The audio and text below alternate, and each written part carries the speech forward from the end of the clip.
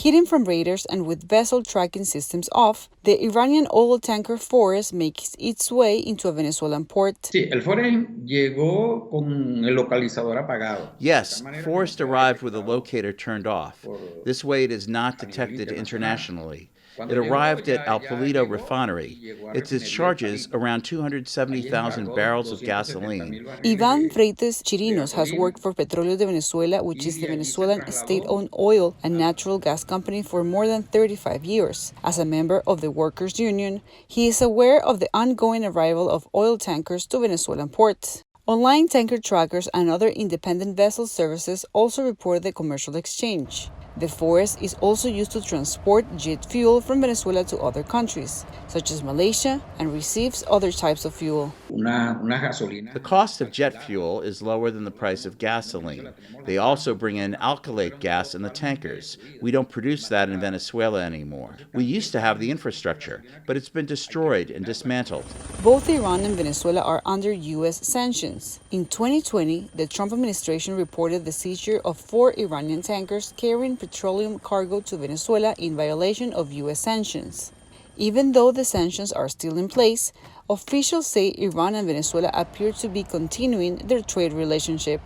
In a statement, the State Department said, "We are aware of reports from a Venezuelan and Iranian oil exchange and continue to monitor the situation." The Biden administration says the current sanctions will remain in effect as it conducts a comprehensive review of U.S. policy towards Iran. But critics say the administration isn't doing enough to stop sanctions-defying trade between Tehran and Caracas. There hasn't been a systematic, sustained, aggressive targeting of shipments by search and seizure by the U.S. Navy as Iranian tankers are in international waters in the North Atlantic heading to the Caribbean. Ottolenghi says Iran is sharing knowledge with Venezuela about how to evade sanctions. Chirinos isn't sure the relationship with Iran is good for Venezuela. What Iran is doing is taking advantage of the situation. It charges us 20 times more of the cost of the product and fixes the problem we have, not the problem for us, regular Venezuelans, the problem the military and the Cubans have regarding the situation in Venezuela and its national oil industry. And the way Venezuela paid its debts, according to reports from the United States government and analysts, is with gold, the mineral coltan, and other natural resources.